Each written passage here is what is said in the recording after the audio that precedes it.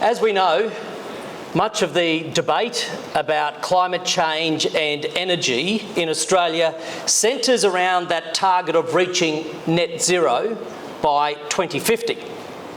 And so this makes 2050 a good starting point for the remarks that I make today.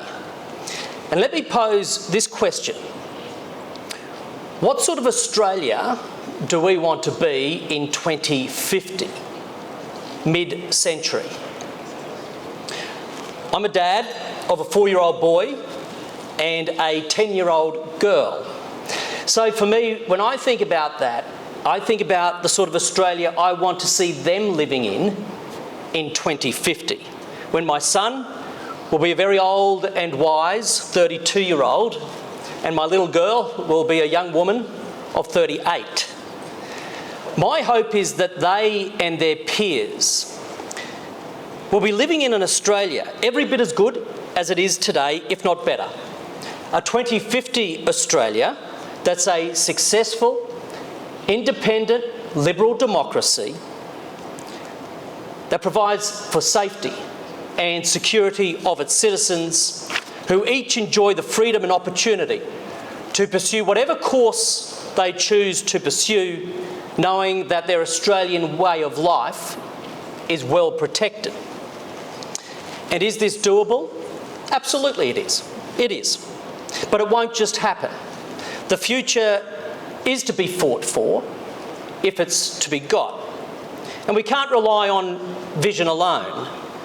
We require a map, a clearly defined pathway, one that is optimistic and aspirational, but also practical and achievable.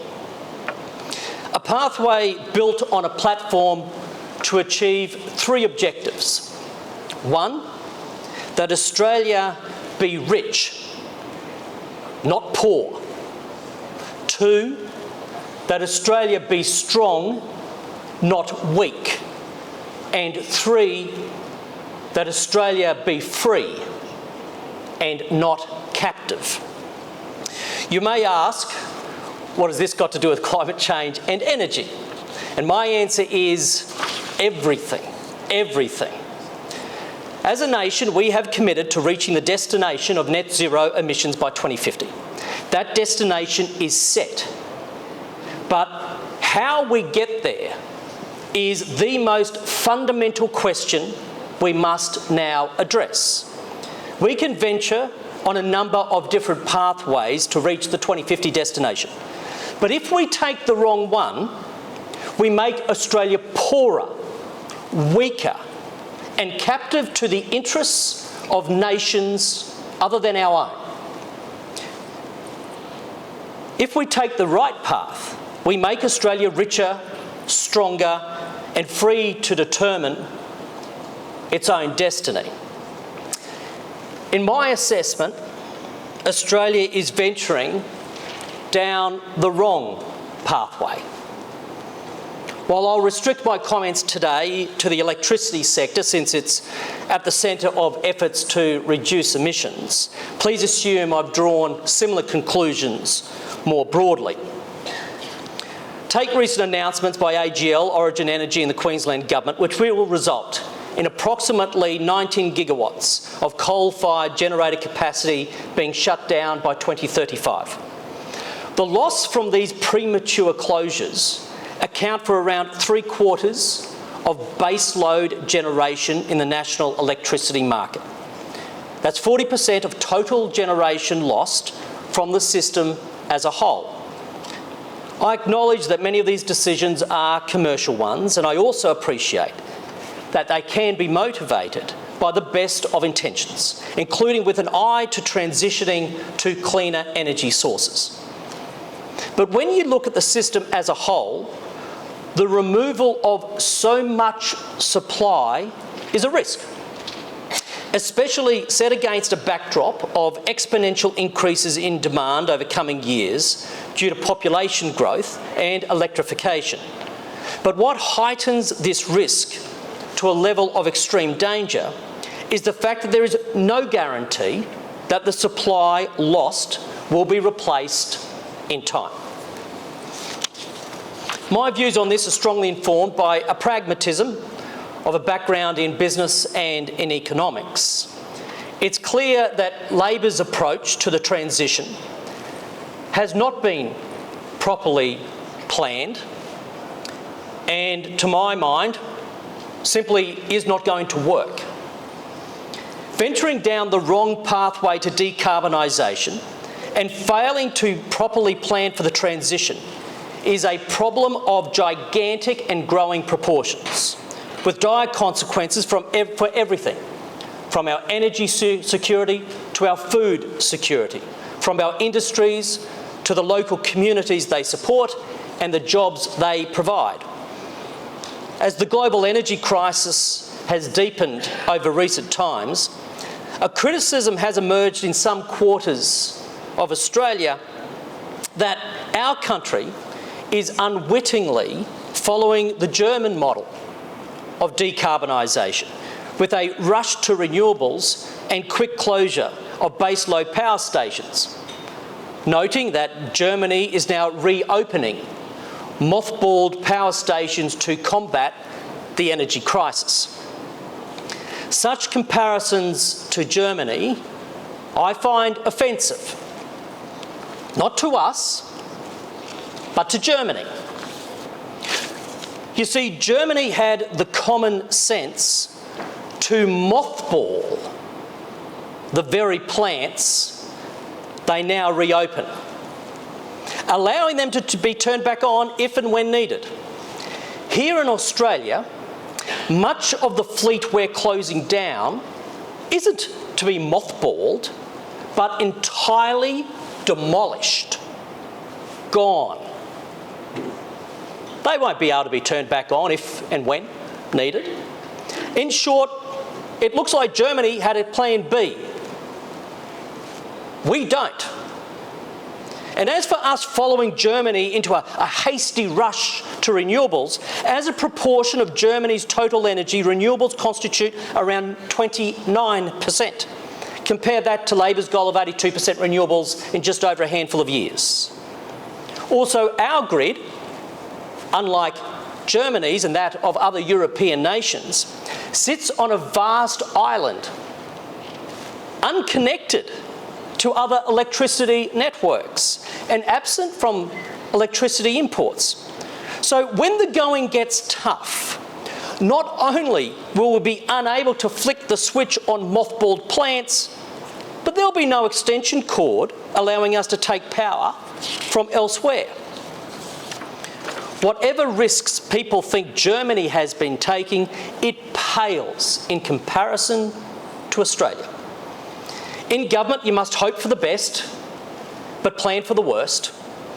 I believe Labor is failing on this basic principle. Fair enough, you might expect me to say this, but you only need to look at comments from industry experts like Alinta CEO, Jeff Dimery, who told the Fin Review the current trajectory for the energy transition is a train wreck. As we venture down this preferred pathway of Labor's, we have to ask ourselves, what if it doesn't work? What then? Labor's accelerated rollout of renewables will continue to undermine the business model of baseload power stations and encourage their premature closure. It's their acceleration that's the problem. I appreciate from a climate perspective that there are points to be scored for reducing emissions here and reducing them sooner.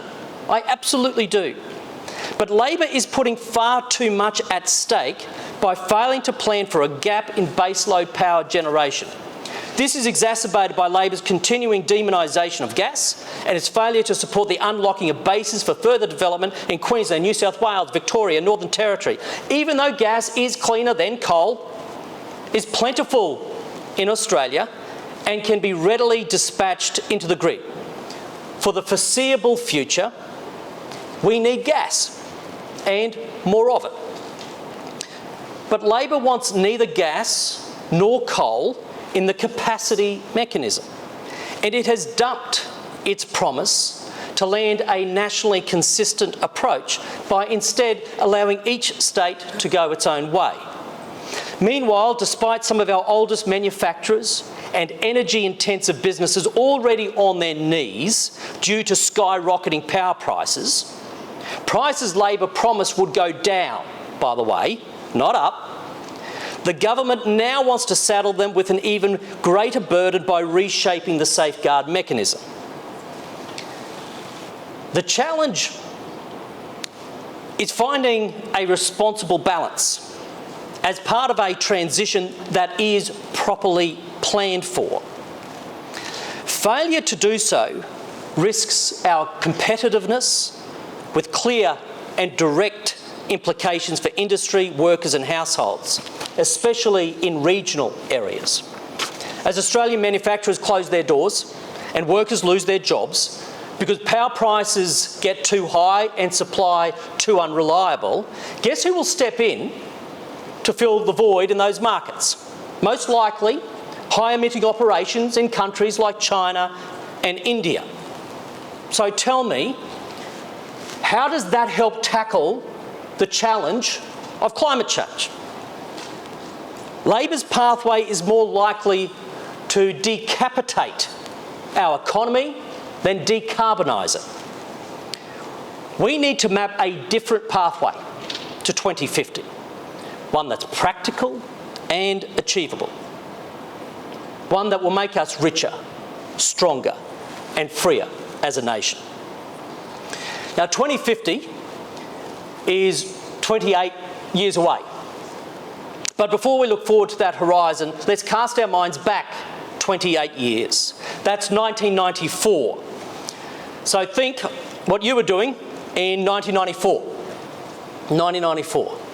For me, at the age of then 20, I was off to live and work in Taiwan, armed with traveller's checks, a long list of numbers, some landlines. If they weren't landlines, they were facsimile numbers, a dodgy camera, rolls of film, a few books, a few videos, my Walkman, and a few of my favourite cassette tapes. That was 1994. If a 20-year-old Australian were to relocate to Taiwan today, all those things would be entirely redundant because he'd have one of these. He'd have a smartphone on which he could do his finances, write his emails, send his documents, make calls, read books, watch movies, listen to music, even control his appliances at home. Technological development over the last 28 years has been extraordinary. We cannot fathom, therefore, the technological developments that lie ahead over the next 28 years. And herein lies the key to decarbonising the Australian economy. It's technology. It's technology that will get us there. It's entrepreneurship, enterprise, industry. That's what will get us to carbon neutrality by mid-century. It won't be bureaucracy, it won't be central planning, and it certainly won't be taxes. There is, of course, a role for government, an important one. And primarily it's to create the right environment for technology to be embraced and for entrepreneurship, enterprise and industry to flourish. This is the only way to pave a successful journey to 2050. An obvious implication of this is the need for an open mind on all possible solutions. And there's one solution in particular that requires a national conversation. We need to talk about nuclear. Australians have held strong views on nuclear energy over the years, but now is the time for a mature conversation about whether nuclear should be part of our future energy mix. Let me offer 3 reasons for why now is the time to consider nuclear. Climate change, energy security and technology development. Firstly, climate change. The majority of Australians agree on the need to tackle climate change front on. with tangible, real action. It follows, therefore, that we cannot ignore the cleanest industrial-scale source of energy generation that the world has ever seen. Nuclear energy is clean energy. Its energy density is unparalleled. And the fact it produces no greenhouse gas emissions during operation explains why so many like-minded nations seeing it playing a bigger role in their efforts to decarbonise. In France alone, where nuclear constitutes around 70% of its energy mix, they are planning to build another 6 large reactors starting in 2028, with an option for a further 8 before 2050. The United Kingdom is planning for nuclear to represent about 25% of its energy mix by 2050 to enable its net zero target. In the United States, nuclear already constitutes 20% of its energy mix, and there's bipartisan agreement in Congress about the importance of nuclear energy to help the US achieve its climate ambitions. And the Canadians have recently announced a lifetime extension for one of its largest nuclear power plants. And 18 months ago, it decided to build the Western world's first commercial small modular reactor in Darlington, Ontario. For some years now, the International Panel on Climate Change, the IPCC, has considered nuclear energy a mitigating technology to address climate change. Indeed, all 4 IPCC pathways include nuclear energy.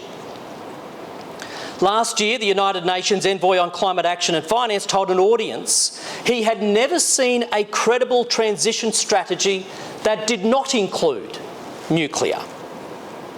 And I don't think anybody was surprised to see nuclear energy on the agenda at last year's COP26 in Glasgow, playing such a positive role.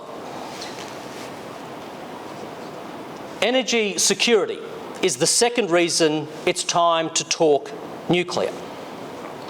I've already outlined my key concerns about Australia's energy security with a premature closure of baseload power stations without guaranteed replacement, together with the accelerated rollout of renewables.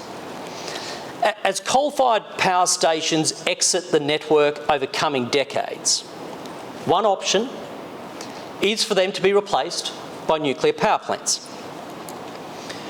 Now, to be clear, this is not the only market entry strategy, if you like, for nuclear energy in Australia. But it's one that should be considered, because a nuclear power plant is as good a substitute as you ever get for a coal-fired power station. Both offer the system services needed to operate a synchronous grid, and both require similar infrastructure to connect to the network. If they were to transition to nuclear, coal-fired power plant sites have existing infrastructure that nuclear power plants could utilise. Jobs could be transitioned and industries created. As for the government's plan for an accelerated rollout of renewables, my concern is that the government is setting renewables up for failure, not for success. It's taking a bet on wind and solar that defies economics and engineering. And its plan will increase our reliance on China, the manufacturer and, in many cases, the miner and owner of the raw materials required to make the panels and turbines. We, as a nation, cannot afford for renewables to fail. We need to give them every chance of success by ensuring they are rolled out sensibly and partnered with complementary technologies. And one of those technologies could be nuclear. Nuclear has the capacity to be renewables' best friend.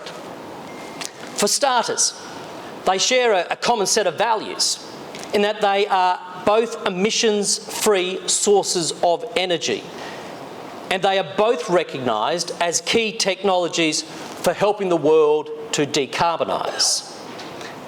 Technologically, they are also highly compatible. Nuclear doesn't just offer consistent 24/7 electricity, but it also has the capacity to be load following, with an ability to ramp up and ramp down to accommodate the weather-driven volatility of renewables. And new designs are being developed with even faster ramp rates to accommodate wind and solar. Nuclear can also assist the economic case for a system that's incorporating more and more renewables.